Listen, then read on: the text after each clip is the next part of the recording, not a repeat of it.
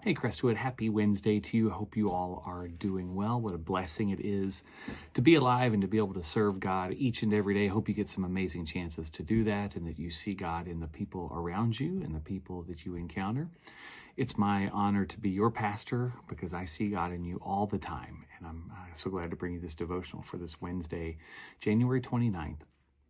So I was traveling not too long ago and was trying to make a connecting flight and ended up missing it. I actually walked up to the gate as the plane was pulling away. And so I had to spend several hours in the airport waiting to figure out when it was I was going to be able to get home. And I was thinking what a strange place an airport is. When you walk in the door, you're really nowhere. You're not where you were and you're not where you're going to be yet. You're caught in this sort of limbo space. And the more time you spend in an airport, the more sort of disconcerting that can be, to feel like you're displaced, you're disoriented in that sense. I certainly felt that way when I was trapped in the Dallas-Fort Worth airport for several hours. I was not where I was, and I certainly was not where I wanted to be. And think about how that affects your behavior. When you're in an airport or when you're in an airplane, think about how you will sit so close to someone you don't know, closer than you would choose to sit next to them. You will maybe eat things that you wouldn't otherwise eat because it's the closest thing to your gate.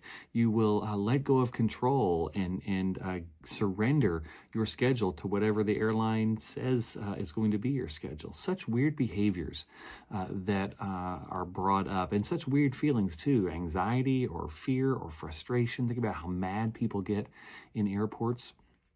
An airport's an example of what's called a liminal space. I've talked about this before, but a liminal space is a space between what was and what will be. And when you're in that liminal space, it can bring up all kinds of feelings and cause all kinds of behaviors that may be out of the ordinary for you. So many people exist in liminal spaces right now, between what was and what will be. Liminal spaces can be caused by the loss of a loved one. A liminal space can be caused by a change in job. Liminal space can be caused by a health diagnosis. Liminal space can be caused by a change in president. All of these things, I think, create liminal spaces. And so many people I know right now are living in this liminal space. Things were not the way they used to be, which is often what was more comfortable and what was familiar. And things are not what they are going to be. And there's a lot of unknown there and a lot of fear there. And so we exist in this liminal space. But liminal space is also the place where God is at work to bring about transformation. When we surrender ourselves, when we allow ourselves to see it, we trust that a liminal space can be a thin space, a space where God pulls back the veil and shows us how God is at work. The problem is we don't often see that because we're so consumed by our fear or our anxiety or our worry about what the future holds. And yet, if we just simply pause, be still, and look around, we can see how God is at work, even in the liminal space. That doesn't mean everything on the other side of the liminal space is going to be the way we want it to be. God doesn't promise us everything's going to be okay when we confess our faith and live our lives for God. But God does promise to be with us through the journey. As we move through the liminal space, as we move into whatever is new, God is there with us. And so I think our challenge when we are in liminal space is to see God, to look for God being active and at work, even when we are consumed by these feelings of fear. When I was in the airport, I was able to have some conversations with a few folks who were in the same situation as I was, including a grandmother traveling with her very young grandson.